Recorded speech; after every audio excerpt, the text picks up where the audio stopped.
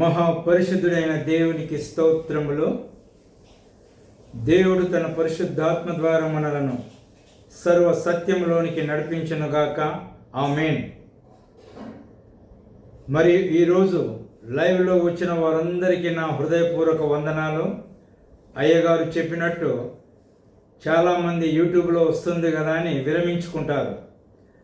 చెప్పేవారికి ప్రోత్సాహకరంగా ఉంటుంది. మిమ్మల్ని చూస్తే నాకు ఎక్కువ చెప్పాలనిపిస్తోంది. దేవుడు కూడా మంచి ప్రేరేపణ కలిగిస్తాడు. గత వారం మనము మొదటి రాజుల గ్రంథము మొదటి అధ్యాయము మొదటి 10 వచనములు మనం నేర్చుకున్నాం.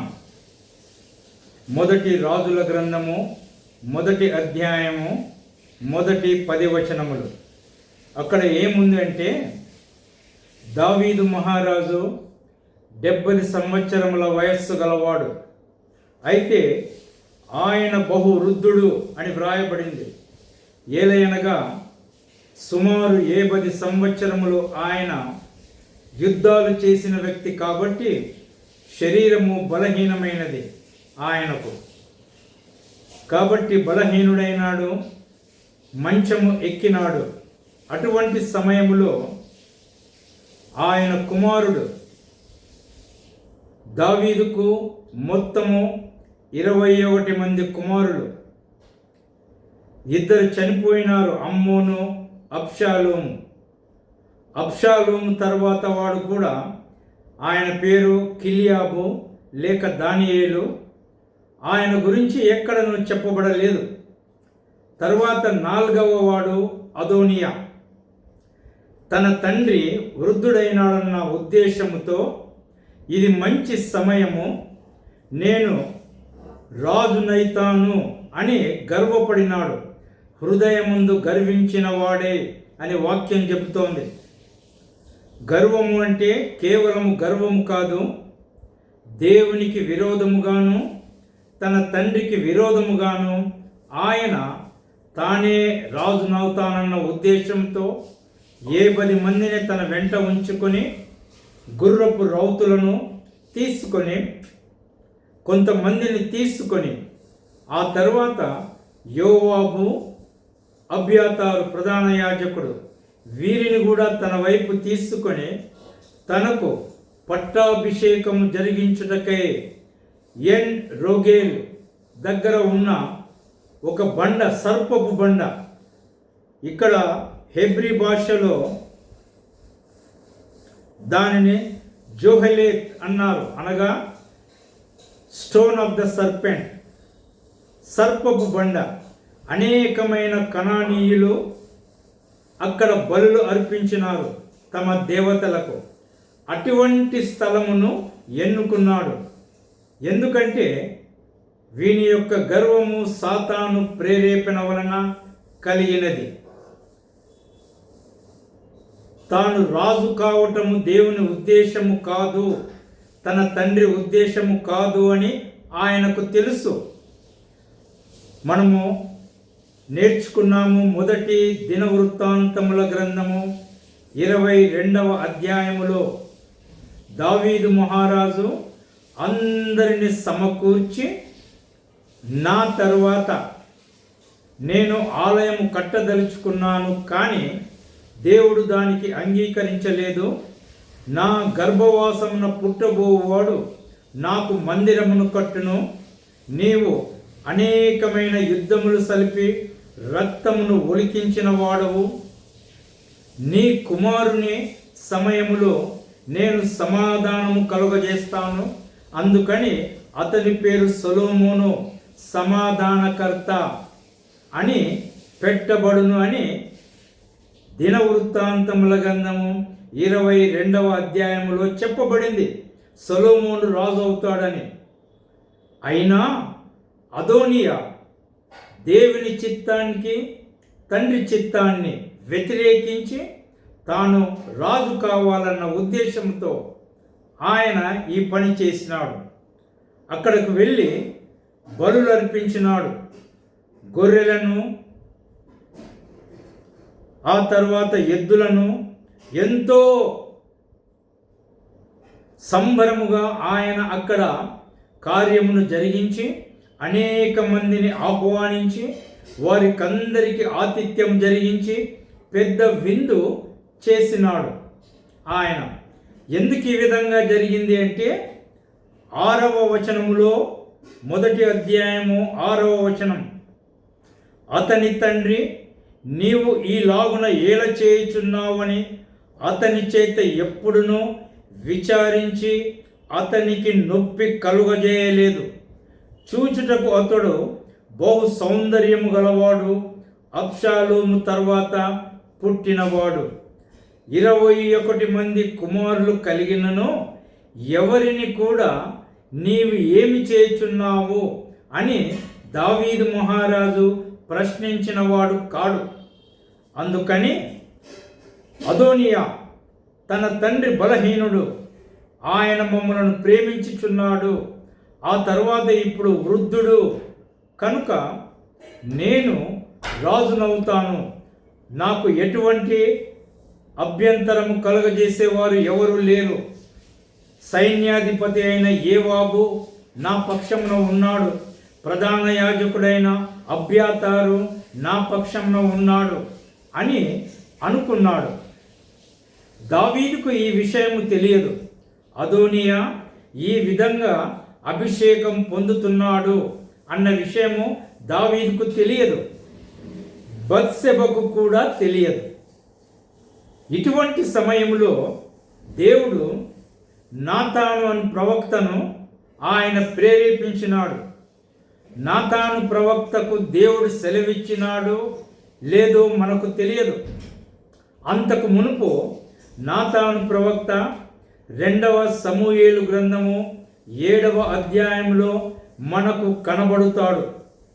దావీదు మహారాజు నా దేవుని మందసము గుడారములో ఉండగా నేను లెబానోను దేవదారు మ్రాణులతో చేయబడిన నగరులో ఉండుట సమంజసమా? నా దేవునికి నేను ఒక మందిరము కట్టాలన్న ఆశ కలిగి ఉన్నానని తనలో తాను ఆలోచించుకునే సమయంలో దేవుడు నాతాను ప్రవక్తను పంపించాడు. అది ఎప్పుడో సుమారు దావీదుకు 40 సంవత్సరముల వయస్సు, 30 సంవత్సరాలలో రాజు అయినాడు. యెరూషలేములో పట్టాభిషేకం జరిగింది. ఆ తరువాత కొంతకాలానికి తన నగరు కట్టుకున్నాడు. కట్టుకున్న తరువాత ఈ తలంపు వచ్చింది. దాదాపు 10 సంవత్సరాలు గతించిపోయి ఉండవచ్చును. అంతకు మునుపు నాతాను ప్రవక్త దావీదుకు పరిచయమా లేదా అన్న విషయము దైవ గ్రంథంలో లిఖింపబడలేదు. అది మొదటిసారి నాతాను ప్రవక్త దావీదు దగ్గరకు వచ్చినాడు. నీవు కట్టకూడదు, నీ గర్భవాసమున పుట్టేవాడు దేవునికి మందిరము కడతాడు అని దావీదు మహారాజుకు నాతాను ప్రవక్త దేవుని సందేశాన్ని చెప్పినాడు.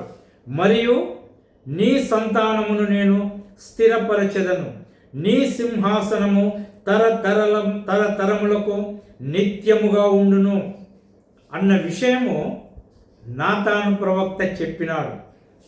దావీదుకు సుమారు 40 సంవత్సరాల వయస్సు. ఆ తర్వాత దావీదుకు 10 సంవత్సరాల వయస్సు వచ్చినప్పుడు ఆయన బత్షెబను తన దగ్గరకు పిలిపించుకొని ఆమె విషయంలో ఆమె భర్త అయిన ఊరియాను చంపించినప్పుడు దేవుడు నాతాను ప్రవక్తను మరలా దావీదు చెంతకు పంపినాడు. అప్పుడు 50 సంవత్సరాల వయస్సు దావీదుకు. ఆయన వెళ్ళి ఒక కథ చెప్పి అక్కడ దావీదుకు కోపం వస్తుంది. ఎవడా మనుష్యుడు తన పొరుగువాని ఒక్కటే మేక పిల్లను బలిగా అర్పించిన వాడెవడు, వాడు మరణపాత్రుడు అని దావీదు చెప్పగా నాతాను ఆ మనుష్యుడు నీవే అని ధైర్యముగా భయపడకుండా దావీదుకు చెప్పిన వ్యక్తి. దేవుని మాట ఎంత అపాయమున్నను, ఎంత భయంకరమైన పరిస్థితులు ఉన్నను దేవుని వాక్యమును చెప్పదలసిన వారం మనం. అటువంటి మాటలు చెబితే రాజు ఊరుకుంటాడా? హేరోదు మహారాజుకు బాప్తిసం ఇచ్చి యోహాను చెప్పినాడు ఇటువంటి విషయాలు. ఆయన తల ఛేదించినాడు హేరోదు మహారాజు. కనుక అటువంటి సందర్భములో కూడా నాతాను ప్రవక్త ధైర్యముగా దేవుని వాక్యమును దావీదుకు చెప్పినాడు, ఉన్నది ఉన్నట్టుగా. దావీదు, నేను పాపం చేసి తిని.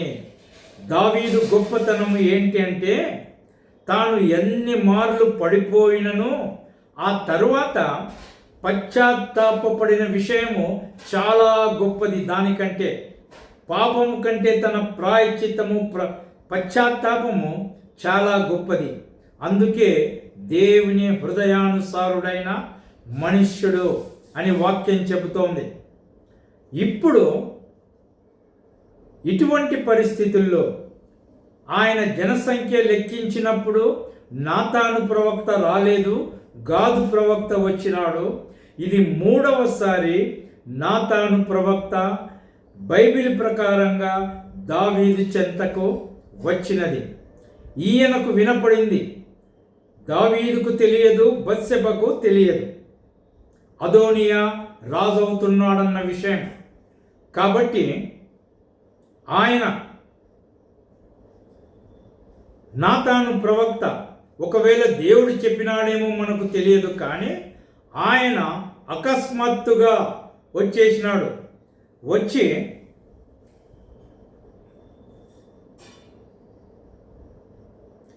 పదకొండవ వచనం, అప్పుడు నాతాను సొలొమోను తల్లి అయిన బత్షెబతో చెప్పినదేమనగా, హగ్గీతు కుమారుడైన అదోనియా ఏలుచున్నాడన్న సంగతి నీకు వినబడలేదా? ఏమమ్మా బత్షెబా, దావీదు కుమారుడు 4వ కుమారుడు అదోనియా పట్టాభిషేకం జరిగించుకొని ఏలుచున్నాడన్న సంగతి నీకు తెలియదా? వారు ఇంకా విందులో ఉన్నారు. అక్కడ పట్టాభిషేకం జరిగించి విందు చేసుకుంటున్నారు. అటువంటి సందర్భంలో నాతాను అకస్మాత్తుగా రాజభవనానికి వచ్చినాడు. ఇది దేవుని యొక్క చిత్తము. దేవుడు తాను మాట ఇచ్చినాడు, సొలొమోను రాజు అవుతాడని దావీదుకు. ఎవరు ఎంత ప్రయత్నం చేసినా దేవుడు దానిని జరగనీయడు. తాను అనుకున్నది, తాను నిర్ణయించినది తప్పగా జరిగిస్తాడు. నాతాను ప్రవక్త ఎటువంటి సమయములో అనుకోకుండా రాజభవనానికి వచ్చినాడు. నీకు వినబడలేదా? అయితే ఈ సంగతి మన ఏలినవాడైన దావీదునకు తెలియకయే ఉన్నది. దావీదుకు కూడా ఈ సంగతి తెలియదే.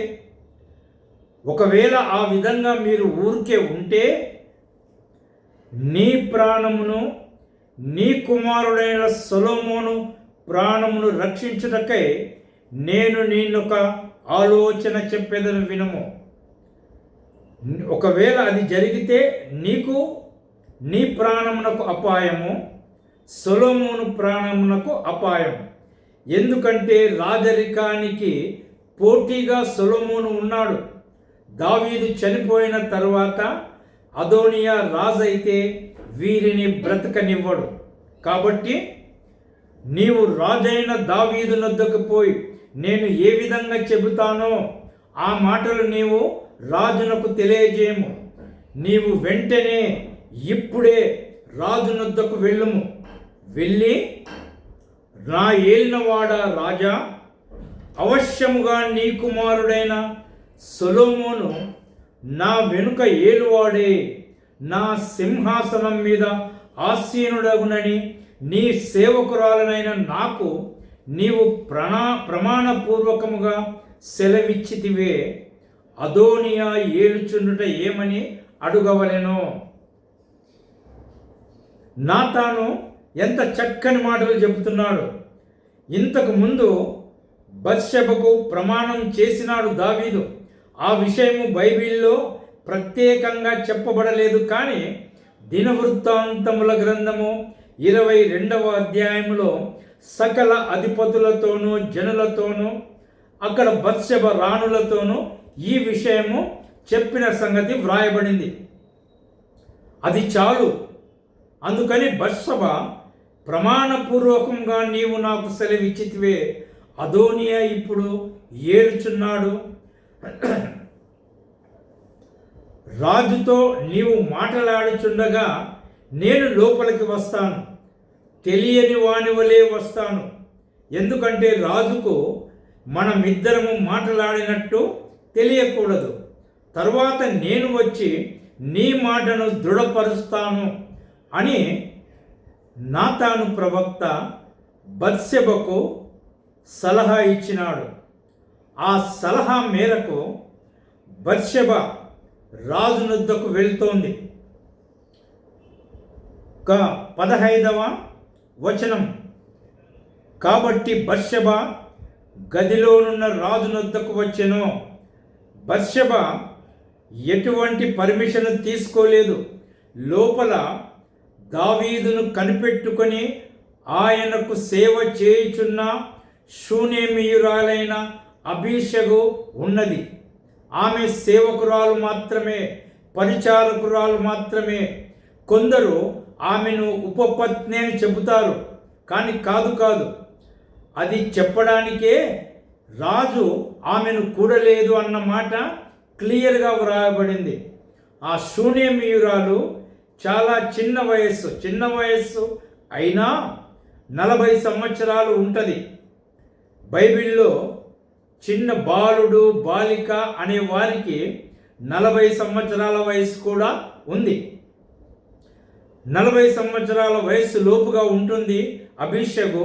ఆమె లోపల ఉంది, ఆమె పరిచర్య చేస్తుంది. కాబట్టి బత్షెబ లోపలికి వెళ్ళి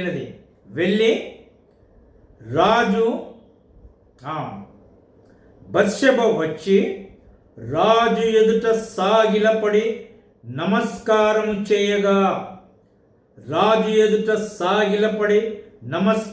చేయగా రాజు నీ కోరిక ఏమని అడిగినందుకు ఆమె ఈలాగు మనవి చేసెను. ఆమె వెళ్ళి సాష్టాంగ నమస్కారం చేస్తే ఏదో ఒక సమస్య ఉందేమో అనుకుని రాజు నీకేమి కావలెను అని ఆమెను ప్రశ్నించినాడు.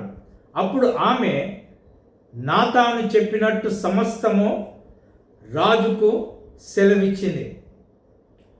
రాజుకు మొత్తము ఆ కథ అదోనియా ఏ విధంగా చేసినాడు, ఆ విధంగా యోవాబును అబ్యాతారును కొంతమందిని తీసుకొని వెళ్ళి రాజకుమారులందరినీ వెంటబెట్టుకొని అక్కడికి వెళ్ళినాడు. కానీ ప్రవక్త అయిన నాతానును, యాజకుడైన సాదోకును, సైన్యాధిపతి అయిన బెనాయాను మరియు నీ కుమారుడైన సొలొమోనును పిలువలేదు. ఎందుకు పిలువలేదు? అదోనియాకు తెలుసు నాతాను ప్రవక్త ద్వారా దేవుని వాక్యము సొలొమోను రాజు అవుతాడన్న విషయము నాతాను ప్రవచించినాడు. సాదోకు యాజకుడు దావీదునకు మంచి నమ్మకస్తుడు. ఆ విధంగా సైన్యాధిపతి అయిన బెనాయా, ఆయన రాజు యొక్క బాడీగార్డ్స్, పెలోతీయులు కెరోతీయులను వారికి నాయకుడు, రాజును కనిపెట్టి ఉన్నవాడు. కాబట్టి అతనిని కూడా పిలువలేదు. తరువాత బత్షెబను రాజైన కుమారుడైన సొలొమోనును ఆయన పిలువలేదు అదోనియా. కాబట్టి ఒకవేళ రాజా నీవు నీ పితరుల యొద్దకు చేర్చబడితే, అనగా నీవు ఒకవేళ మరణమవుతే నేనును నా కుమారుడైన సొలొమోను అపరాధులముగా ఎంచబడుదుము కదా. నీవు చనిపోయిన తరువాత అదోనియా రాజు అయితే మమ్ములను అపరాధులనుగా రాజ్యమును అపహరించుకొనుటకు ప్రయత్నించిన నింద మా మీద వేసి మమ్ములను హతమార్చును కదా అని ఆమె చెబుతూ ఉండగా నాతాను ప్రవక్త లోపలికి పర్మిషన్ కొరకు మనిషిని పంపుతాడు. ఒక మనిషి వచ్చి నాతాను ప్రవక్త వచ్చినాడు అని చెబితే బత్షెబ బయటకు వెళుతుంది. నాతాను ప్రవక్త లోపలికి ప్రవేశించి ఎంత చాకచక్యముగా ఆయన తన మాట మర్యాదతోనూ తెలివితోనూ జ్ఞానముతోనూ రాజు ఎదుట నాతాను ప్రవక్త చెబుతాడు. దేవుని ప్రవక్త, ఇశ్రాయేలు రాజ్యము దేవుని రాజ్యము. దేవుడు ఎవరిని దాని మీద సింహాసనం మీద కూర్చుండనిచ్చునో వానినే కూర్చుండనిచ్చును. అందుకని దేవుడు దావీదును పంపినాడు. చూడండి, దేవుని యొక్క విషయాలు చాలా గంభీరంగా ఉంటాయి. ఆయన ఎప్పుడు ఏ విధంగా చేస్తాడో మనకు తెలియదు. అపోస్తలుడైన పౌలు యెరూషలేముకు వచ్చినాడు. అపోస్తల కార్యములు 23వ అధ్యాయంలో ఆయన యెరూషలేముకు వస్తే కొందరు పరిసయ్యులు ఆయనను అభ్యంతరపరిచి ఆయన ఒక అన్యునితో దేవాలయంలో ఉన్నాడు, అన్యుని దేవాలయంలోనికి తీసుకొని వచ్చినాడు. తిమోతి లేక తీతు ఆయన వెంట ఉంటాడు ఒక వ్యక్తి. అందుకని ఆయన మీద పగబట్టి ఆ దొమ్మితో ఆయన మీద వాగ్వివాదం జరిగే సమయంలో సహస్రాధిపతి పౌలును తప్పించుకొని తీసుకొని వెళ్తాడు కోటలోకి. ఆ తర్వాత కొందరు పరిసయ్యులతో 40 మంది మేము రేపు పౌలును చంపే వరకు అన్నపానములు పుచ్చుకొనము అని ఒట్టు పెట్టుకొని ప్రధాన యాజకులకు చెప్పి ఏ విధంగానైనా పౌలును సన్హెడ్రిన్ మహాసభకు తీసుకొని రండి, సహస్రాధిపతితో పర్మిషన్ తీసుకొని ఆయన వచ్చుచుండగా దారిలోనే మేము పౌలును చంపివేస్తామన్న విషయము ఒట్టు పెట్టుకున్నారు. ఆ విషయము పౌలు మేనల్లుడు అని వ్రాయబడింది. పౌలుకు ఒక సహోదరి ఉంది, ఆ సహోదరికి ఒక కుమారుడు ఉన్నాడన్న విషయము చాలామందికి తెలియదు. మేనల్లునికి ఆ విషయం తెలిసింది. ఏ విధంగా తెలిసింది మేనల్లునికి? దేవుడు ఏ విధంగా పౌలు మేనల్లునికి ఆ వార్తను అందించినాడో అది రహస్యం, అది దేవుని మర్మము. అప్పుడు ఆ మేనల్లుడు వెళ్ళి పౌలుకు చెబితే పౌలు సహస్రాధిపతితో చెప్పినప్పుడు పౌలును తీసుకుని వెళ్ళి అంతియొకయకు కైసరయకు తీసుకొని వెళ్తారు, అక్కడ ఫేలిక్స్ దగ్గరికి. ఆ విధంగా దేవుడు అద్భుతకరంగా పౌలును తప్పించినాడు. ఇప్పుడు అద్భుతకరంగా దేవుడు నాతాను ప్రవక్తను తీసుకొని వచ్చినాడు. ఆయన వచ్చి 20వ వచనం,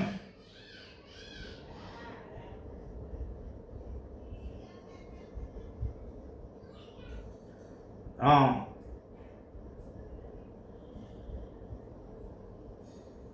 22వ వచనం, ఆమె రాజుతో మాట్లాడుచున్నప్పుడు ప్రవక్తయగు నాతానును లోపలికి రాగా ప్రవక్తయగు నాతాను వచ్చి ఉన్నాడని సేవకులు రాజునకు తెలియజేసిరి.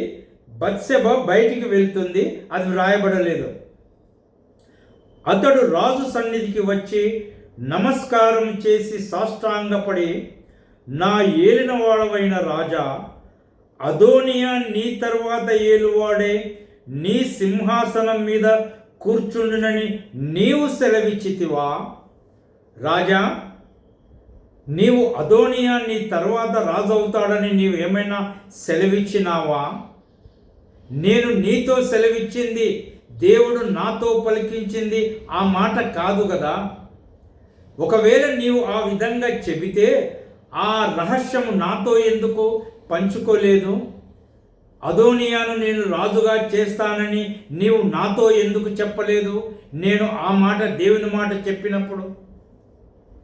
ఏలయనగా ఈ దినమున అతడు పోయి విస్తారమైన ఎడ్లను, క్రొవ్విన దూడలను, గొర్రెలను బలిగా అర్పించి రాజకుమారులందరినీ, సైన్యాధిపతులను, యాజకుడైన అబ్యాతారును పిలిపింపగా వారు వాని సముఖములో అన్నపానములు పుచ్చుకొనుచు, రాజైన అదోనియా చిరంజీవి ఎగునుగా కాని పలుకుచున్నారు.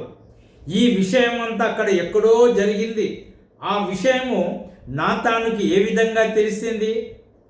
ఆయన దైవజనుడు, దేవుని సమస్యల మీద, దేవుని కార్యముల మీద ఎల్లప్పుడూ దృష్టి ఉంచేవాడు.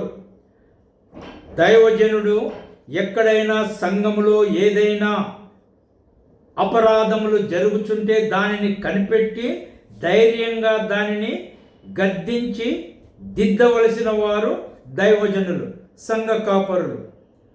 మన యొక్క మనస్సు సంఘ అభివృద్ధి మీద కొంచెము చాలా తెలివితో దాని మీద మన యొక్క మనస్సును ఉంచాల.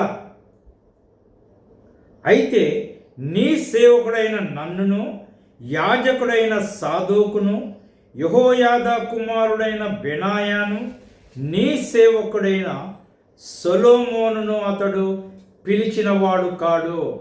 మమ్ములను పిలువలేదు. ఎందుకంటే అతనికి తెలుసు మేము సొలొమోను పక్షమున ఉన్నవారమని.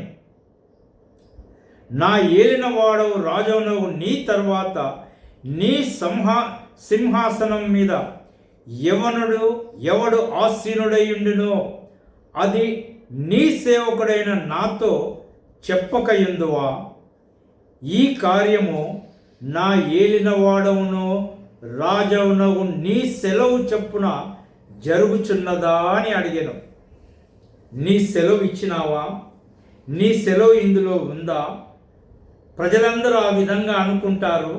లేకపోతే అదోనియా ఇంత ధైర్యంగా ఏ విధంగా రాజ్యాభిషేకము పొందబోచున్నాడు? నాతో చెప్పవా ఆ మాట అని నాతాను ప్రవక్త దావీదుతో చెప్తున్నాడు. అప్పుడు దావీదమంటాడు, దావీదు బత్షెబను పిలువమని సెలవీయగా, బత్షెబ బయటికి వెళ్ళిన సంగతి బైబిల్ చెప్పదు. ఇప్పుడు నాతాను ఈ మాట చెప్పినప్పుడు దావీదు బత్షెబను మరల లోపలికి రమ్మని చెబుతున్నాడు. బత్షెబ వచ్చినప్పుడు మళ్ళీ నాతాను బయటకు వెళ్తారు. ఎందుకంటే రాజు దగ్గర సీక్రసీ అనేది ఒకటి మెయింటైన్ చేస్తారు. ఒకరు మాట్లాడితే ఇంకొకరు ఆయన సన్నిధిలో ఉండరు. కాబట్టి బత్షెబ వచ్చినప్పుడు అతడు ఏమంటాడు? అప్పుడు రాజు ప్రమాణపూర్వకముగా చెప్పినదేమనగా, దావీదు మహారాజు ప్రమాణముతో బత్షెబతో మాట్లాడుతున్నాడు. సకలమైన ఉపద్రవములలో నుండి నన్ను విడిపించిన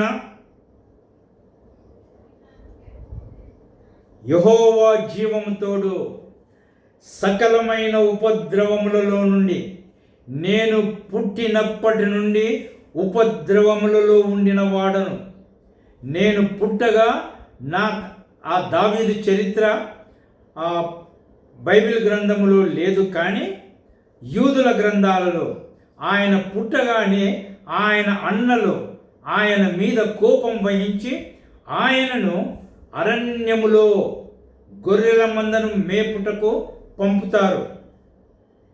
నిర్లక్ష్యముగా అరణ్యములో ఏందైనా కానీ, ఒకవేళ పులి కానీ ఎలుగుమడ్డి కానీ వచ్చినా వానికి అపాయం వస్తుందన్న జాగ్రత్త లేకుండగా పసిపిల్లవాణిని 10 సంవత్సరాల కంటే చిన్నవాణిని అరణ్యములో పంపిస్తారు.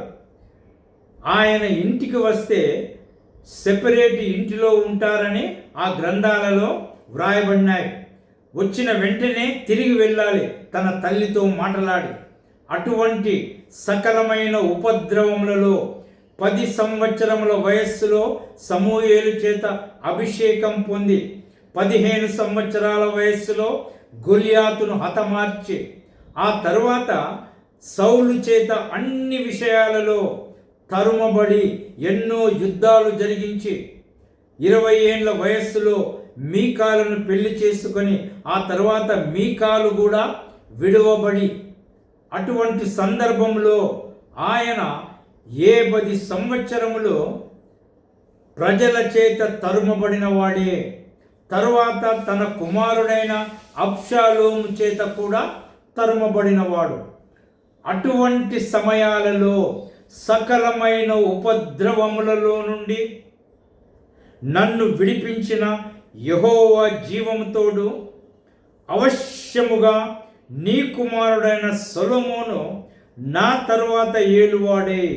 నాకు ప్రతిగా నా సింహాసనం మీద ఆసీనుడగునని ఇశ్రాయేలీల దేవుడైన యెహోవా నామము తోడని నేను నీకు ప్రమాణము చేసిన దానిని ఈ దినముననే నెరవేర్చుదునని చెప్పగా, చూడండి, ఈ దినముననే నేను నెరవేరుస్తాను దానిని.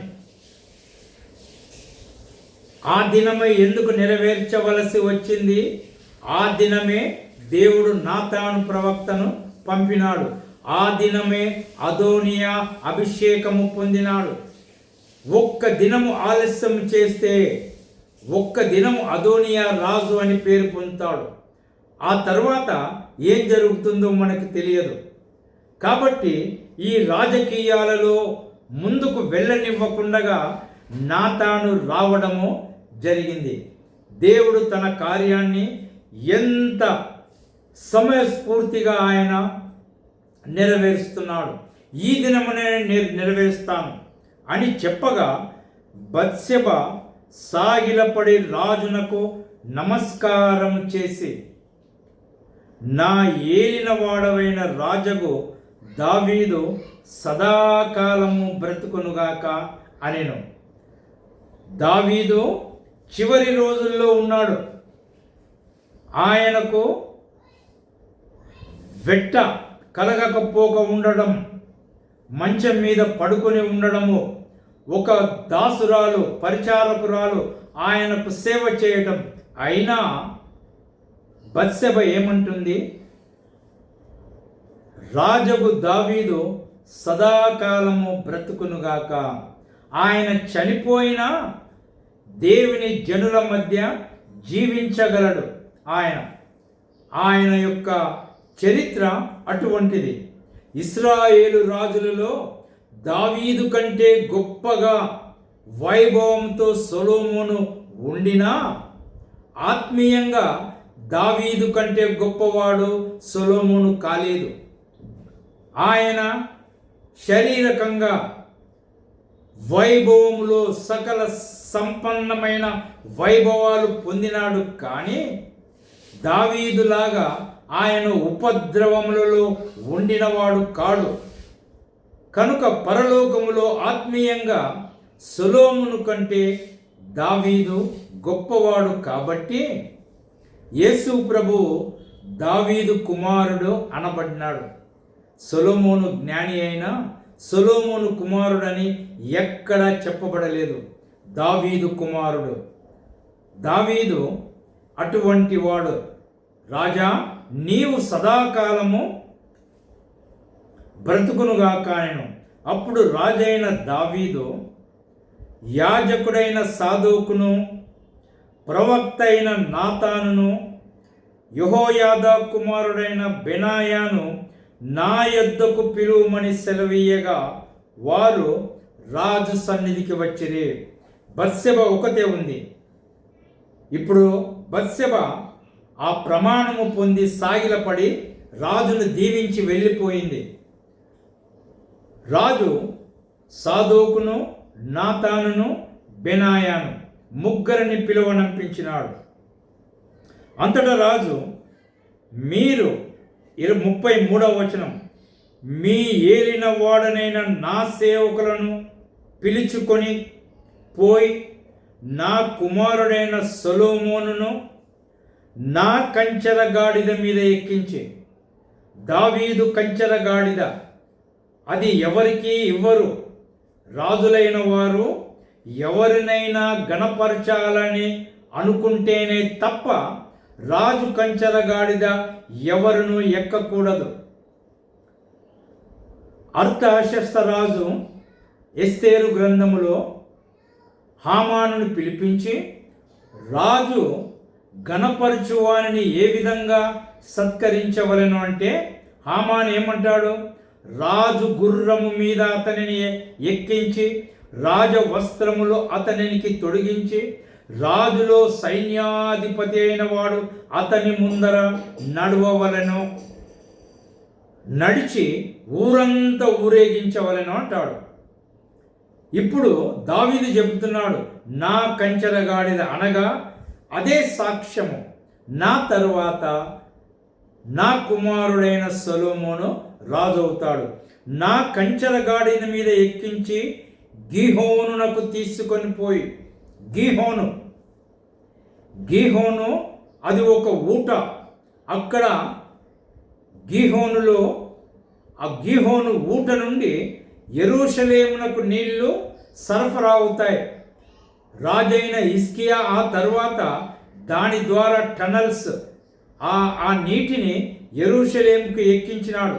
అదొక పెద్ద, ఆ కాలంలోనే మంచి ఇంజనీరింగ్ ఫార్ములా. ఆ తర్వాత గీహోను అనే పేరు మనకు ఏదోను వనములో కనబడుతోంది. ఏదోను వనంలో ఒక నది బయలుదేరి 4 శాఖలాయను. ఒకటి యూఫ్రటీస్, హిద్దీకేల్, పీషోను, గీహోను. మరి ఈ గీహోను ఇక్కడ ఎందుకు వచ్చింది? యెరూషలేములో ఒక పండితుడు, బైబిల్ పండితుడు, యెరూషలేము, లెబానోను, యెరూషలేము, కెద్రోను వాగు, ఆ తర్వాత గెత్సమనే తోట, ఒలీవల కొండ, ఈ బెయేర్షెబా వరకు ఈ ప్రాంతమంతా ఆ కాలంలో ఏదోను వనము.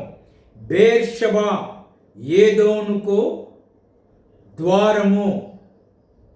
అందుకనే అబ్రహాము ఆ బెయేర్షెబాలో ఉన్న ఆ పొలమును, మక్పేలా గుహను 400 తులముల వెండికి కొన్నాడు. అందుకని గీహోను ఊట అది పవిత్రమైనదిగా ఎంచబడింది. దావీదు మహారాజు కూడా గీహోను ఊట దగ్గర అభిషేకం పొందినవాడు.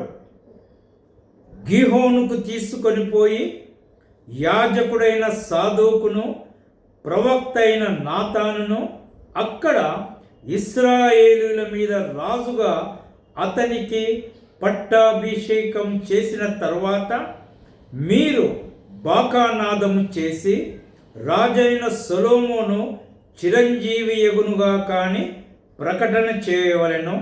తరువాత అతనిని సింహాసనం మీద కూర్చుండబెట్టవలెను. 5 విషయాలు.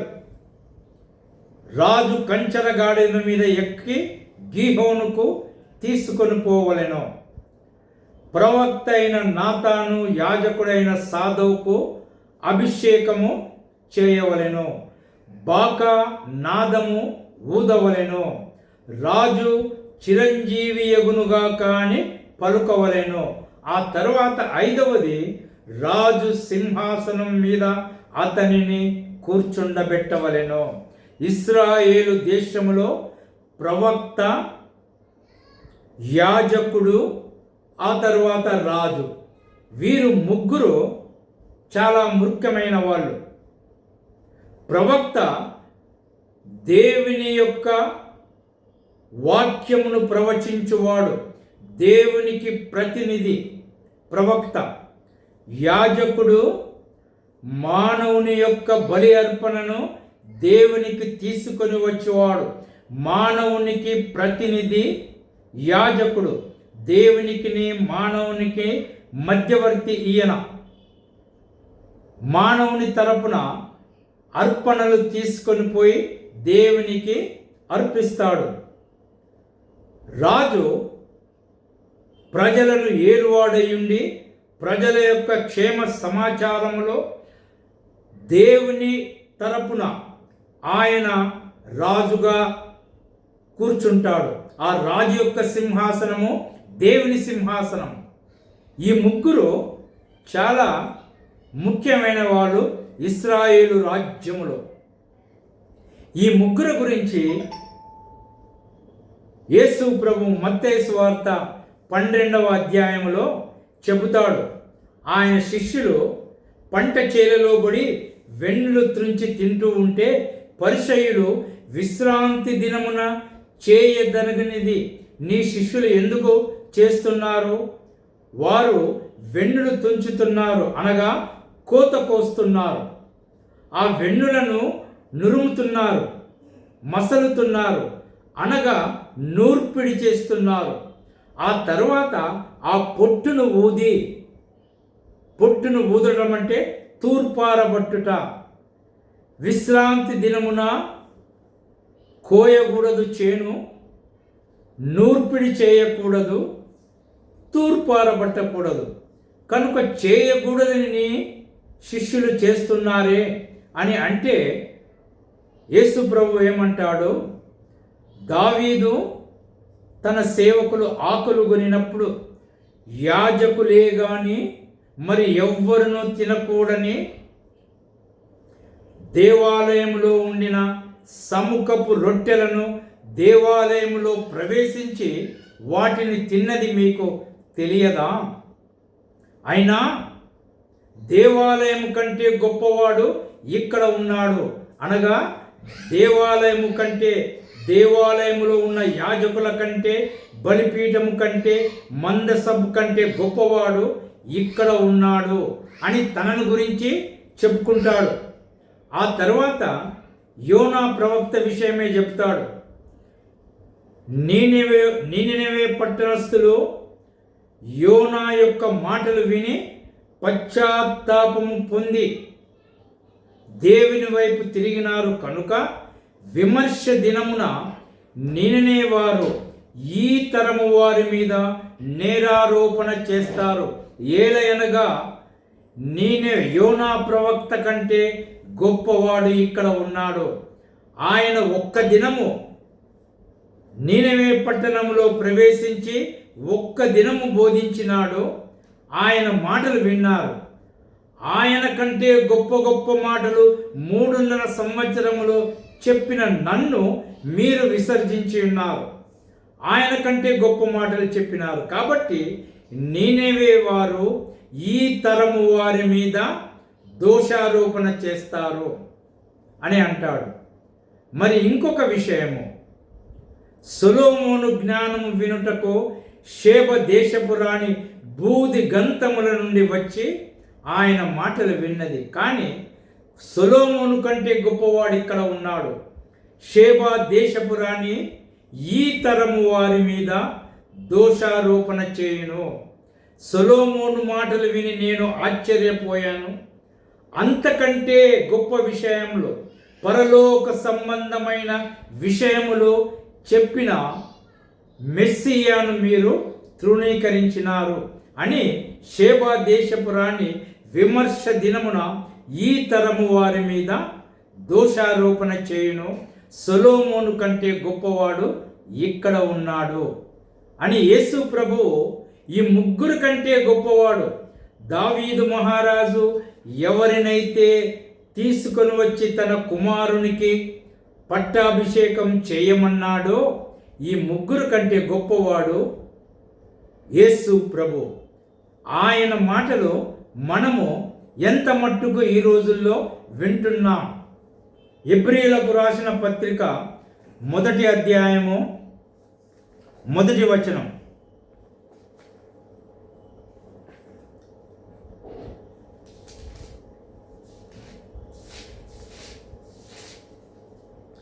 పూర్వకాలమందు నానా సమయములలోనూ నానా విధములుగాను ప్రవక్త ద్వారా మన పితరులతో మాట్లాడిన దేవుడు, ప్రవక్తల ద్వారా మన పితరులతో మాట్లాడిన దేవుడు ఈ దినముల అంతమందు కుమారుని ద్వారా మనతో మాట్లాడెను.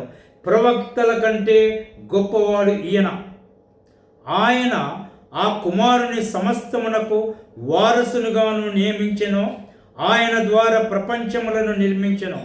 ఆయన దేవుని మహిమ యొక్క తేజస్సును, ఆయన తత్వము యొక్క మూర్తిమంతమునయుండి ఈ మహత్తు గల మాట చేత సమస్తమును నిర్వహించుచు పాపముల విషయంలో శుద్ధీకరణము తానే చేసి, అనగా యాజకుడు, ఈ లోకపు యాజకుడు శుద్ధీకరణము సంపూర్ణముగా చేయగలడు. కానీ ఈ ప్రధాన యాజకుడు యేసు ప్రభు శుద్ధీకరణము తానే చేసి దేవదూతల కంటే ఎంత శ్రేష్టమైన నామము పొందెనో వారికంటే అంత శ్రేష్ఠుడే ఉన్నత లోకమందు మహామహుడగు దేవుని కుడిపార్శ్వమున ఆసీనుడాయను, అనగా రాజుగా కూర్చున్నాడు. దేవుడు ఆయనను రాజుగా చేసినాడు.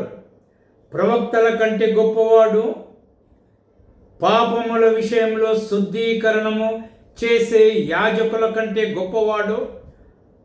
రాజులు ఈ సింహాసనం మీద కూర్చుంటారు, కానీ ఈయన దేవుని కుడి పార్శ్వమున కూర్చున్నవాడు. ఆయన ముగ్గురి కంటే గొప్పవాడే ఉన్నాడు. కాబట్టి దావీదు అంటాడు, మీరు వెళ్ళి పట్టాభిషేకము చేయండి. అందుకు యెహోయాదా కుమారుడైన బెనాయా రాజునకు ప్రత్యుత్తరముగా ఇట్లనెను, అలాగు జరుగునుగాక. నా ఏలినవాడవును రాజవునగు నీ దేవుడైన యెహోవా ఆ మాట స్థిరపరచునుగాక. మేం వెళ్తాం, ఆ పని చేస్తాం, ఈ రోజునే చేస్తాం అని వారందరూ వెళ్ళి రాజును తీసుకుని వెళ్ళి కంచెర గాడిద మీద 39వ వచనం, యాజకుడైన సాదోకు గుడారములో నుండి తైలపు కొమ్మును తెచ్చి సొలొమోనుకు పట్టాభిషేకం చేసెను. అదోనియా ఎక్కడికి వెళ్ళినాడు? ఎన్ రోగేల్ జులోహేత్ అనే ఆ సర్పపు బండ దగ్గర వాడు పట్టాభిషేకం పొందినాడు. అదోనియా ఏ విధంగా పొందినాడో లేదు. ఇక్కడ సొలొమోనుకు రాజు కంచెర గాడిద ఉంది. పవిత్రమైన గిహోను ఊట దగ్గర యాజకుడైన సాదోకు గుడారములో కొమ్ములో ఉన్న తైలం, గుడారంలో కొమ్ములో ఎల్లప్పుడూ తైలం ఉంటుంది. అది యాజకులను అభిషేకించడానికి, రాజులను అభిషేకించుటకు తీసుకొని వచ్చేది. ఆ పవిత్రమైన తైలపు కొమ్ము సొలొమోనుకు ఇవ్వబడింది. సొలొమోనుకు పట్టాభిషేకం చేసిన అప్పుడు వారు బాకా ఊదగా కూడిన జనులందరూ రాజైన సొలొమోను చిరంజీవి యజునుగా కాని కేకలు వేసిరి. మరియు ఆ జనులందరూ అతని వెంబడి వచ్చి పిల్లన గురోవులను ఊదుచు వాటి నాదము చేత నేల బద్దగన్నట్లు అత్యధికముగా సంతోషించిరి. చాలా అత్యధికముగా సంతోషం.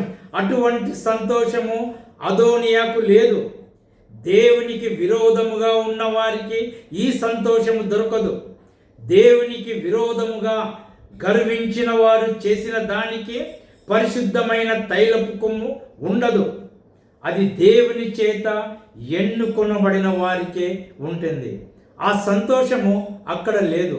ప్రజలందరూ ఇక్కడ కూడి యెరూషలేము పట్టణానికి తీసుకొని వచ్చినారు రాజైన సొలొమోనును.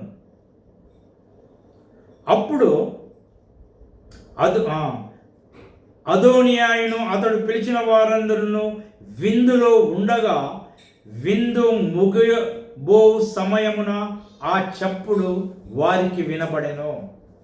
ఇక్కడ యెరూషలేము పట్టణములో సంతోషంగా రాజైన సొలొమోనును కంచెర గాడిద మీద రాజు చిరంజీవి యగునుగా కానీ తీసుకొని వచ్చి సింహాసనం మీద ఆసీనుడుగా ఉన్నారు.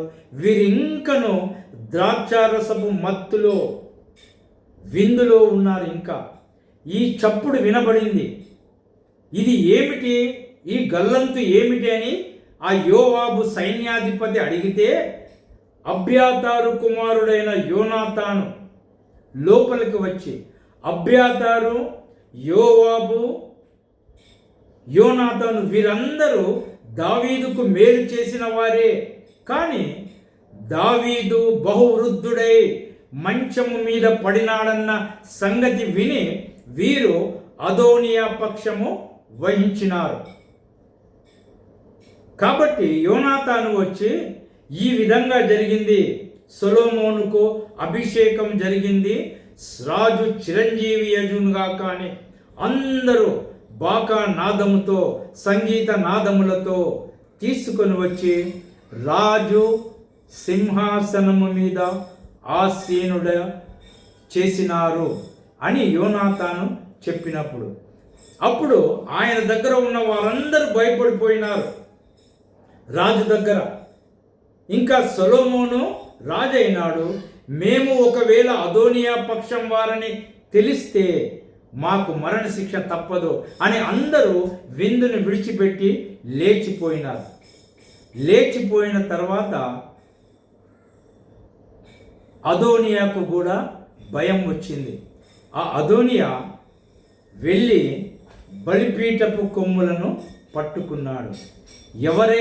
ఎవరైనా తప్పు చేస్తే, అంటే తెలియక తప్పు చేస్తే, లేక తన మీద అపనింద వేస్తే, తనను చంపడానికి ఒకడు వస్తున్నాడు అని తెలిస్తే ఆ మనిషి వెళ్ళి బలిపీఠపు కొమ్ములను పట్టుకుంటాడు. అప్పుడు ప్రజలు విచారణ చేస్తారు. విచారణ చేసి ఆయన నిర్దోషి అని తెలిస్తే ఆయనను విడిచిపెడతారు. లేదు దోషి అంటే ఆయనకు మరణశిక్ష విధిస్తారు. అదోనియా వెళ్ళినాడు, బలిపీఠపు కొమ్ములను పట్టి రాజుకు సొలొమోనుకు సందేశం వర్తమానం పంపినాడు. ఏమని?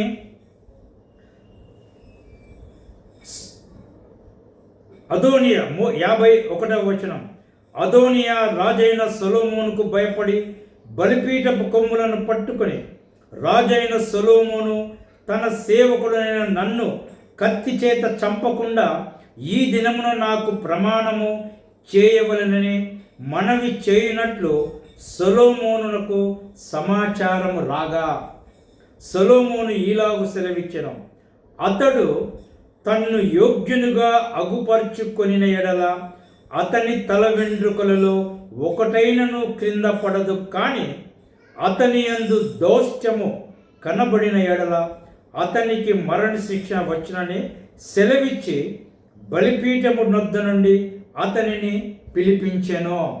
బలిపీఠం యొద్ద నుండి అతనిని పిలిపించినాడు. అదోనియా బలిపీఠం యొద్ద నుండి వచ్చినాడు. అదోనియా తప్పు చేసినాడు. అదోనియా మరణపాత్రుడే. పిలువనంపించి అతడు వచ్చి రాజైన సొలొమోను ఎదుట సాష్టాంగ పడగా, సొలొమోను అతనితో నీ ఇంటికి పొమ్మని సెలవిచ్చెను. సొలొమోను అతనిని క్షమించినాడు, విచారణ చేయలేదు. మొదటి దినము సింహాసనం మీద ఆసీనుడై ఉన్నాడు. దేవుని యొక్క గొప్ప కనికరము, కృప అదోనియా మీద చూపినాడు. చాలా మంచి ప్రారంభము సొలొమోనుది. కానీ ఇటువంటి ప్రారంభము చివరి వరకు ఉండలేదు. దురదృష్టవశాత్తు మొదటి రాజులు 11వ అధ్యాయము చివరి వచనాలలో ఆయన యెరోబామును చంపమని ఆజ్ఞయిస్తాడు. ఆయనను చంపుటకు ఆలోచన చేస్తాడు. కనికరము చూపిన మనిషి చివరి దశలో చంపుటకు ప్రయత్నం చేస్తాడు దేవునికి విరోధంగా. సొలొమోను ఆ విధంగా మారిపోయినాడు. దేవుడి మాటలను ఆశీర్వదించునుగాక. ఆమేన్. ఆమేన్. హల్లెలూయా. Praise the lord. ధన్యవాదాలు. దేవునికి స్తోత్రములు. చక్కని లోతైన మర్మాలు, చక్కని మాటలు మరి అయ్యగారు నిజంగా దేవుని ఆత్మ నింపబడిన వాడు. ఆయన పశ్చాత్తాపము